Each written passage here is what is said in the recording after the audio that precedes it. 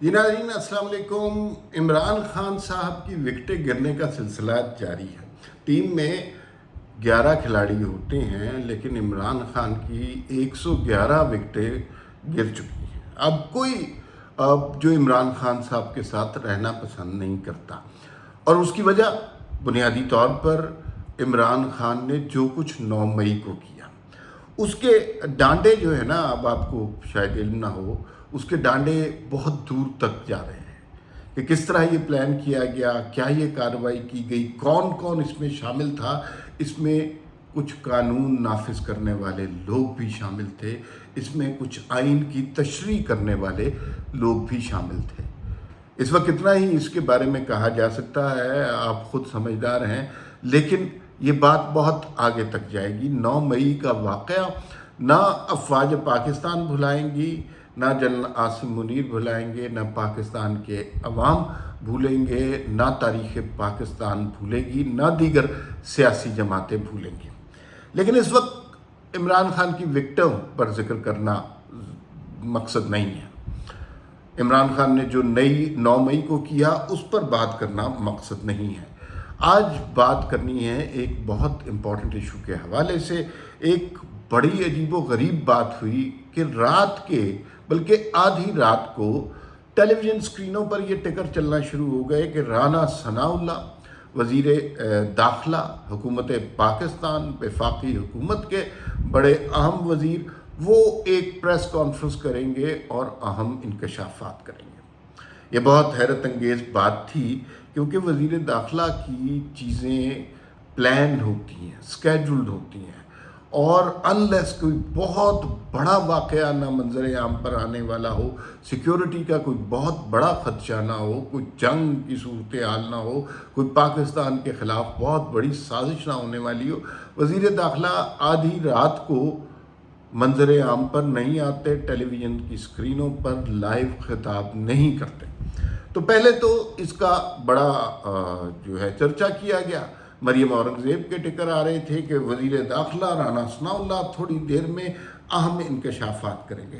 तकरीबन 1:30 बजे के करीब रात के 1:30 बजे, यानी आधी रात को गुजरे हुए भी वक्त हो गया, तो उस वक्त राना सनाउल्लाह पर्दे स्क्रीन पर नमूदार हुए, और उन्होंने जो बातें की वो बहुत खौफनाक बातें थी।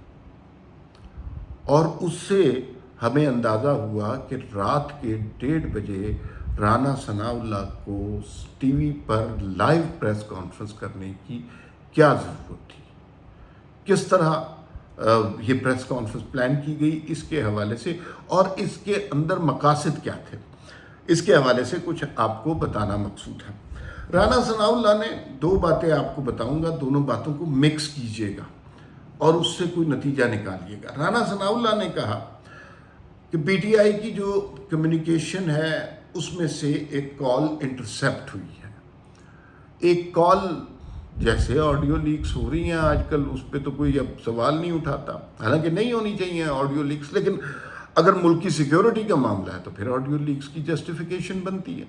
तो ऑडियो लीक्स जनाब हो रही हैं, तो उसमें, और आपको पता है कि किन की मॉनिटरिंग हो रही है, कि जिन्होंने 9 मई के वाक़यात किए थे और जिन्होंने पूरे माशरे के अंदर एक तशद्दुद आमेज़ फ़ज़ा बना दी थी, जिन्होंने रेडियो पाकिस्तान को जला दिया, जिन्होंने जिना हाउस को जला दिया, जो कायदे उनकी रिहाइश गाह भी रही हुई है, कोर कमांडर लाहौर का दफ्तर, GHQ पे चढ़ दौड़े, और MM आलम वाला जो तारीखी जहाज़ था उसको नजर आतिश कर दिया, जो इंसिग्निया है पाकिस्तान आर्मी का, उसको ठुड्डे मारते रहे। जाहिर है उन लोगों की मॉनिटरिंग हो रही है।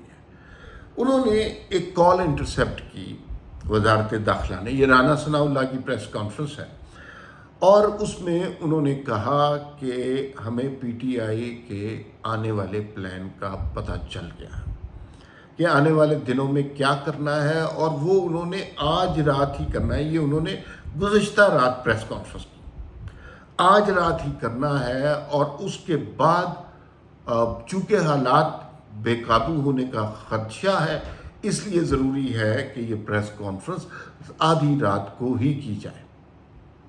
वो हालात क्या थे जो उन्होंने बताए, जो रात को होने थे लेकिन नहीं हुए, شاید اس پریس کانفرنس کی وجہ سے ہی وہ حالات نہ ہونے کا موقع مل گیا، ورنہ وہ حالات ہو جانے تھے۔ انہوں نے کہا جو کال انٹرسیپٹ کی گئی ہے، جو انفارمیشن ہمیں دی گئی ہے، جو انہیں ملی ہے، اور اس کے اوپر بہت زیادہ بات نہیں کی انہوں نے کہ کیسے انٹرسیپٹ ہوئی ہے، کیسے انفارمیشن ملی۔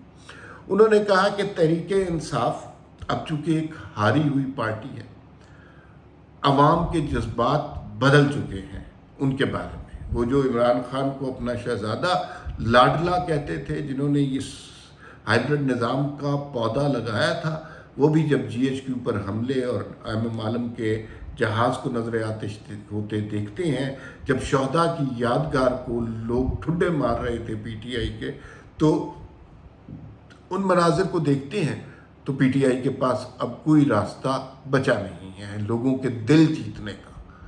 لوگ ایک خاص قسم کا ڈسٹنس کر رہے ہیں۔ سارا دن آپ دیکھتے رہتے ہیں کہ وکٹیں گرتی رہتی ہیں، لوگ جا رہے ہیں، جان چھڑا رہے ہیں، اور آپ دیکھیے گا آئندہ آنے والے الیکشن میں کوئی آدمی پی ٹی آئی کا ٹکٹ قبول نہیں کرے گا، لوگ معافیاں مانگیں گے۔ آپ زبردستی، پہلے تو عمران خان صاحب 5-5 کروڑ روپیہ لیتے تھے نا ٹکٹ کے، اب وہ 5 کروڑ روپے بھی دے تو ٹکٹ کسی نے نہیں لینا پی ٹی آئی کا، ٹھیک ہے؟ تو انہیں اس سٹیج پر عمران خان اور ان کی جو سوشل میڈیا ٹیم ہے، جس کے ڈانڈے ملک کے باہر سے ملتے ہیں اور جس کی فنڈنگ بھی باہر سے آتی ہے، 1 ارب 80 کروڑ روپیہ ان کی مہینے کی فنڈنگ ہے، اور وہ پتہ نہیں کہاں سے آ رہے ہیں، تو وہ سوشل میڈیا کہیں اور سے چل رہا ہے۔ تو اس میں ایک نئی کیمپین کا ڈیزائن کیا گیا، ایک نئی کیمپین پاکستان کو بے عزت کرنے کے لیے، ہمدردی کا ووٹ حاصل کرنے کے لیے، مظلومیت کا ڈھونگ بھرنے کے لیے ایک نئی کیمپین کا آغاز کرنے کا پلان تھا گزشتہ رات۔ اور اس میں ایک چیز یہ ہے کہ جو پولیس کی کسٹڈی میں خواتین کارکن ہیں پی ٹی آئی کی، اور وہ کارکن ہیں، ان میں سے کوئی ایک جنسی ہراسانی کا الزام پولیس پر لگائے گی، اور وہ دھڑلے سے لگائے گی، اور عمران خان اور ان کا سوشل میڈیا اس خبر کو پوری دنیا میں منٹوں میں پھیلا دے گا۔ اس خبر میں حقیقت کیا ہوگی، اس پہ عمران خان کی سازش کتنی ہے، یہ کوئی نہیں دیکھے گا۔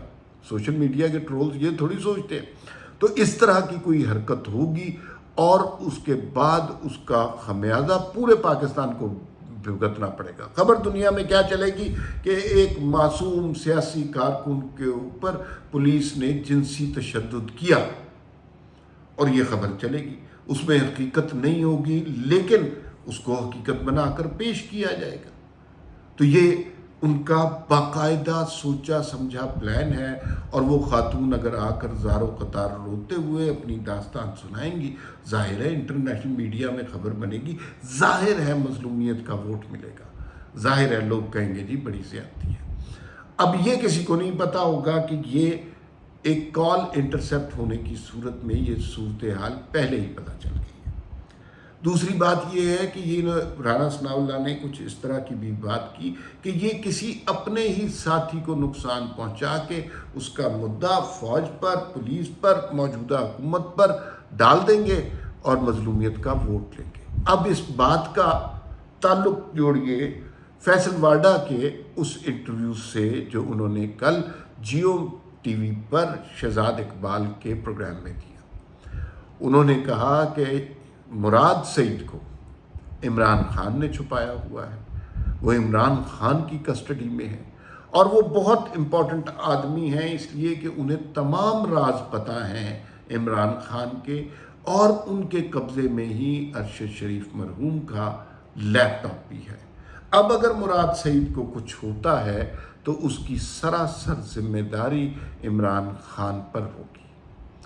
پہلی رانا ثناء اللہ کی پریس کانفرنس، دوسرا فیصل واڈا کا انٹرویو، ان دونوں چیزوں کو اگر آپ ملا کر دیکھیں تو پتہ چلے گا کہ یہ اس قسم کے ظالم فاسق لوگ ہیں کہ یہ اگر اپنی اوپر جنسی ہراسانی کا بھی الزام لگوانا پڑ جائے تو یہ لگوا لیں گے، اور اپنے کسی ساتھی کو نقصان پہنچانا پڑ جائے تو یہ پہنچا دیں گے. مقصد صرف یہ ہوگا کہ سیاست کی جائے اور مظلومیت کا ووٹ حاصل کیا جائے. کل رات وہ واقعہ نہیں ہوا، شاید رانا ثناء اللہ کی بر وقت پریس کانفرنس کی وجہ سے نہیں ہوا. اور جو عمران خان کہہ رہے ہیں نا میں سرپرائز دوں گا، یہی ان کا سرپرائز تھا جو کہ اوپن ہو گیا ہوا ہے. لیکن یاد رکھیے جس طرح کی جماعت پی ٹی آئی ہے ان سے بعید کچھ بھی نہیں ہے. یہ تھوڑے عرصے تک اس طرح کی کوئی اور کیمپین چلائیں گے. اگر اس میں کال انٹرسیپٹ نہ ہوئی تو پھر یہ لوگوں کو ایموشنل بلیک میل کریں گے. فی الوقت اتنا ہی، پھر ملاقات ہوگی. اللہ حافظ.